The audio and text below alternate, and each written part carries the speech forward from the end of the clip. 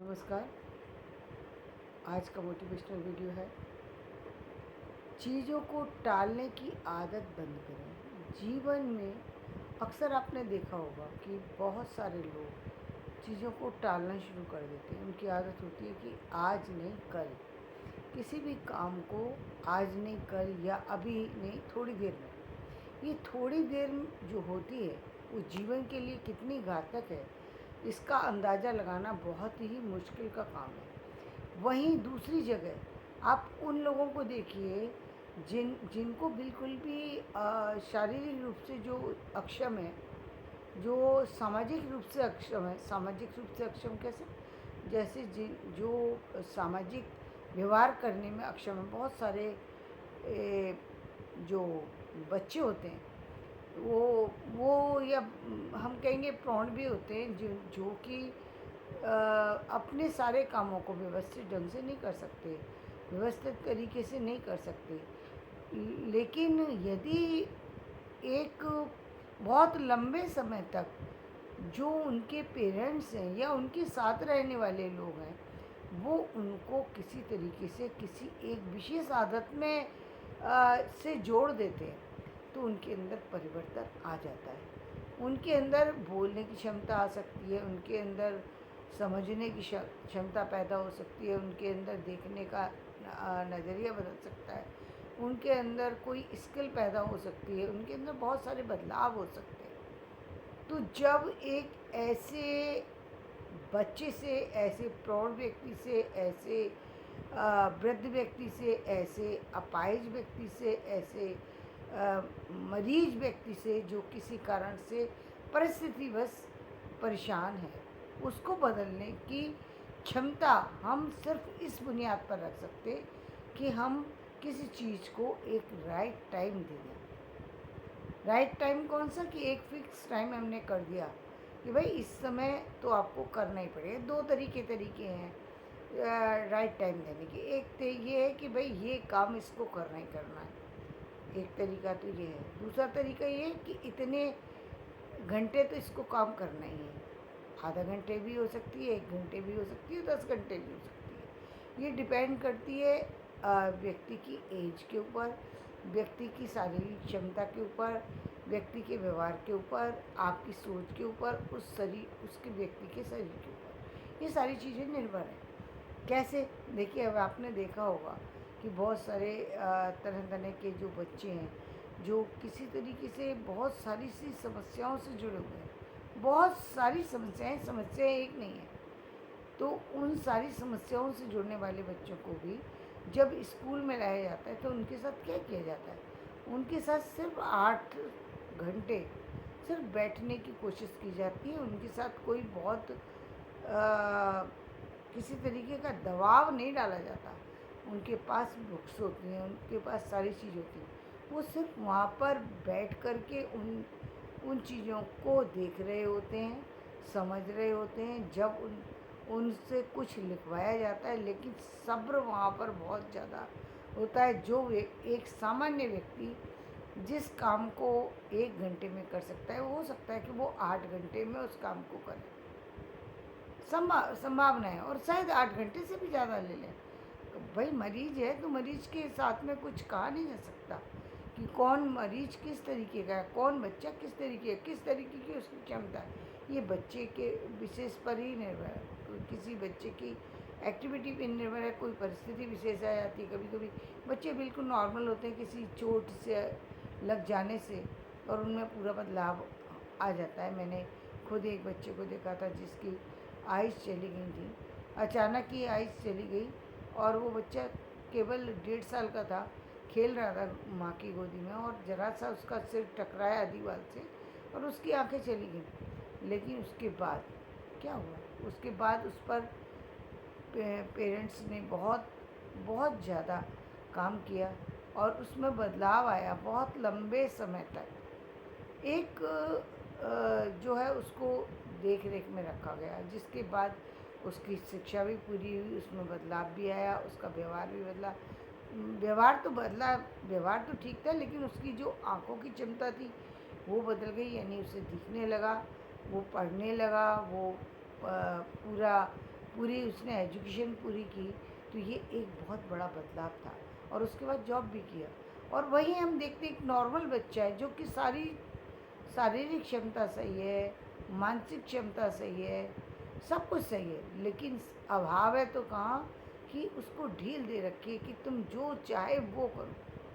ऐसा नहीं होना चाहिए, जो चाहे करो, लेकिन उसमें कुछ आधा घंटा 1 घंटा कुछ ऐसा निश्चित रूप से जोड़ना चाहिए जहाँ पर वो बंध जाए उस चीज़ से, एक चीज़ से जहाँ पर या तो पेरेंट्स की भूमिका हो सकती है या बच्चे की खुद की भूमिका हो सकती है। जो बच्चे खुद से निर्णय लेने में सक्षम है, फिर उनका जीवन तो बन ही जाता है, उनके लिए तो फिर हम क्या ही कहें।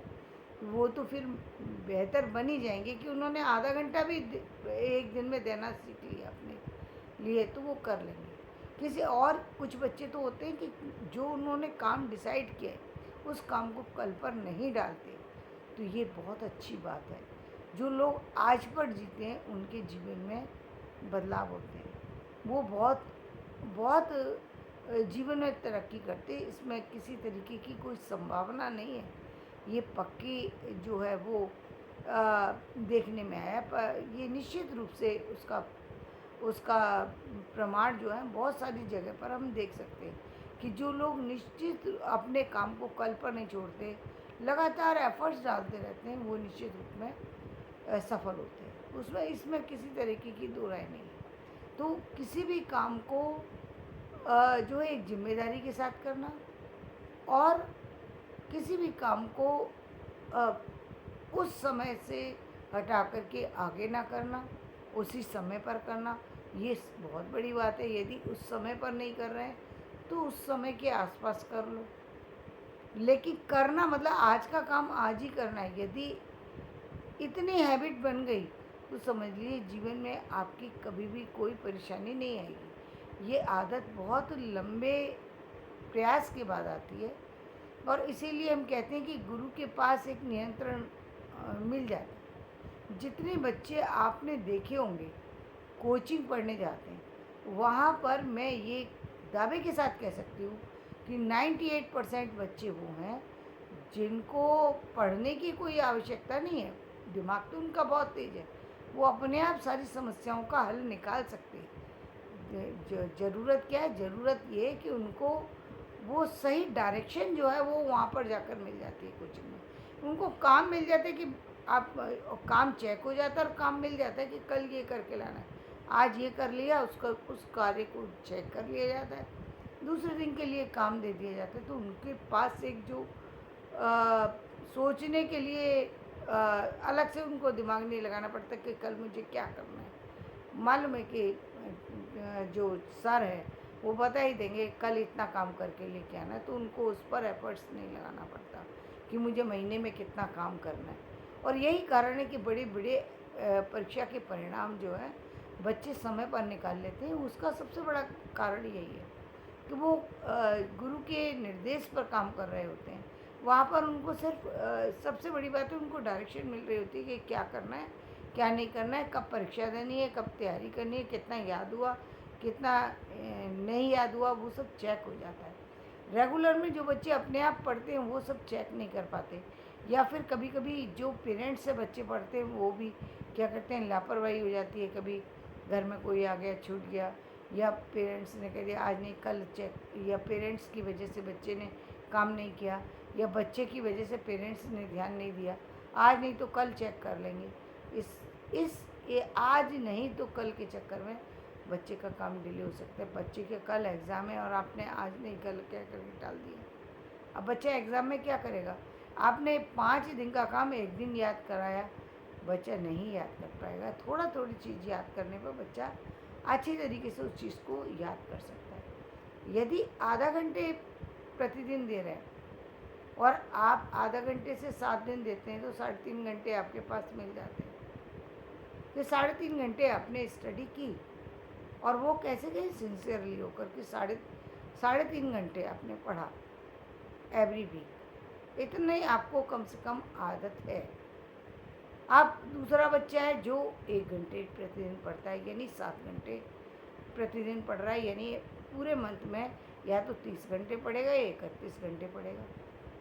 तो वो एक बड़ी वो बहुत बड़ी बात है। 31 घंटे पढ़ने के बाद एक एक काफ़ी बड़ी जो है किताब को कंप्लीट किया जा सकता है। तो यानी आपकी आपकी रीडिंग हैबिट जो है आपकी बहुत ज़्यादा आपको सुधार ला सकती है। अब इसी रीडिंग हैबिट में जब हम देखते हैं कि जब बच्चा किसी एजुकेशन सेंटर पे जाता है या कहीं भी जाता है, वहाँ देख रहे हैं आधा घंटा वो स्टडी करता है और आधा घंटे वो राइटिंग कर रहा होता है। तो वो आधा घंटा राइटिंग उसके लिए वो एक तरीके का वरदान साबित होती है, क्योंकि वहाँ पर वो सिंसियरली लिख रहा है और क्योंकि स्पीड के साथ टीचर बोल रहे होते हैं, स्पीड के साथ उसको लिखना होता है, तो राइटिंग हैबिट जो है उसकी डेवलप हो जाती है, तेज़ी के साथ लिखना आ जाता है, बातों को पकड़ना सीख जाता है, कान जो है बातों को कैच करना सीख जाते हैं कि क्या कहा जा रहा है, यानी उनका कंसंट्रेशन लेवल ज़्यादा हाई हो जाता है। जो कान किसी हर बात को कैच कर ले, इसका मतलब बच्चे का कंसंट्रेशन हाई हो गया। आपने देखा होगा जब न्यूज़ आती है और शुरू शुरू में जो बच्चे सुनते हैं या जिन्होंने सुना होगा और ध्यान भी दिया होगा, सुना भी होगा, ध्यान भी दिया होगा, कम उम्र भी हो सकती है, ज़्यादा भी हो सकता है। जब कम उम्र में ऐसा होता है तो निश्चित रूप में से ज़्यादा एज में भी ऐसा होता होगा कि जब आप पहली बार जब न्यूज़ सुनते हैं तो आपके सामने से न्यूज़ जो है ऐसे निकल जाती है, समझ में नहीं आता कि क्या कह रहा है व्यक्ति सामने, न्यूज़ ऐसे चली जाती है जब आप कम उम्र में सुनते हैं। यानी वो कोई ज़रूरी नहीं कि आप बड़ी उम्र में सुने, ध्यान कभी कभी जब लोगों के पास साधन होते हैं तो लोग सुनते हैं, तो वो जो आप सुनते हैं उसके साथ साथ आपको शब्दों के साथ जुड़ना आप शुरू हो जाते हैं। तो शुरू के जो समय होता है, शुरू में 1 साल 2 साल 3 साल जो होते हैं उसमें बहुत सारे शब्द जो हैं कहीं ना कहीं छूटते हैं, आधी बात समझ में आती है, आधी बात समझ में नहीं आती। इसी तरीके से टीचर की कुछ बात समझ में आती है, कुछ नहीं समझ में आती। इसीलिए शुरू के 5 साल जिसमें कि वो टीचर की जो जो टीचर बोल रहे होते हैं उनके बोलने की जो अ, बोलने की जो स्पीड है उसको बच्चा कैच कर पाता है, उससे जुड़ पाता है, यानी उसका कंसंट्रेशन उस टीचर की बोलने की स्पीड पर केंद्रित होता है, इसलिए वो दूसरे टीचर जब बोलते हैं तो उन पर केंद्रित नहीं कर पाता। इसी तरीके से यदि कोई टीचर कम एज के बच्चे के साथ तेज़ी के साथ बोलता है और बच्चा भी तेज़ी के साथ कैच करता है, तो उसको बड़ी एज में जाकर के वो बहुत आसानी से कर लेता है। क्यों? क्योंकि उसने शुरू से तेज़ी के साथ सुनना सीखा है, इसलिए उसको कोई परेशानी नहीं होती, वो जल्दी से कैच कर लेता है। वहीं जैसे मैंने कहा कि वो रेडियो यदि सुनने की उसकी आदत हो गई है तो रेडियो में न्यूज़ सुनने की, रेडियो में भी विशेष रूप से न्यूज़ सुनने की, न्यूज़ काफ़ी स्पीड के साथ बोली जाती है, चाहे हिंदी की हो, इंग्लिश की हो, किसी और चीज़ की हो, तो वो जल्दी आप समझना शुरू कर देते हैं। आपने जानवी पवार का नाम सुना होगा। वो बच्ची जो कहती है तो वो क्या कहती है, वो यही कहती है ना कि मैंने न्यूज़ सुनी और न्यूज़ के बाद मैं बोलना सीखी इंग्लिश। क्यों बोलना सीखी? क्योंकि वो लगातार न्यूज़ सुनती रही, सुनने से उसको उन शब्दों को पकड़ना आ गया, कैच करना सीख गया, कान जो है उन शब्दों को कैच करना शुरू कर दिए। अब बोलना बाद में बोलेगा व्यक्ति बाद में, बाकी के अर्थ पहले निकल आते हैं। ऐसी स्थिति अपने आप बनना शुरू हो जाती है। जब ऐसी स्थिति बनना शुरू हो जाए, समझ लीजिए कि आपकी स्थिति भी बोलने की स्थिति में आ चुकी है, क्योंकि ये स्थिति आपकी अपनी लैंग्वेज में भी नहीं हो सकती। ये स्थिति किसी दूसरी लैंग्वेज की तो छोड़िए, आपकी अपनी लैंग्वेज, यानी हो सकता है आपकी हिंदी हो, आप हो सकता है आप मराठी हो सकता है आप तमिल हो, आप और किसी भाषा के हों कि विदेशी हों, लेकिन आपकी अपनी भाषा पर भी वो प्रभाव तभी आता है जब आप शब्दों को समझना शुरू कर देते हैं, क्योंकि समझना शुरू कर दिया तभी आप उसका आंसर दे सकते हैं। जब तक आपको समझ में ही नहीं आ रही कोई चीज़, आप आंसर कैसे दे सकते? और ये समझने के लिए ही आपको किसी स्पीड से किसी चीज़ को सुनने की आवश्यकता होती है। इसीलिए किसी भी काम को कल पर छोड़ने की बजाय आज पर करना शुरू कीजिए और उस काम को लगातार करते रहिए। आप देखेंगे कि आपके जीवन में भी बदलाव आ रहा है और ये बदलाव एक बड़ी खुशी को लेकर आपके जीवन में एक बड़े परिणाम को लेकर के आ रहा है। तो निश्चित रूप से इस पर कार्य करना चाहिए और आगे बढ़ना चाहिए। धन्यवाद। मेरा ये वीडियो पसंद आए तो इसे लाइक करें, शेयर करें।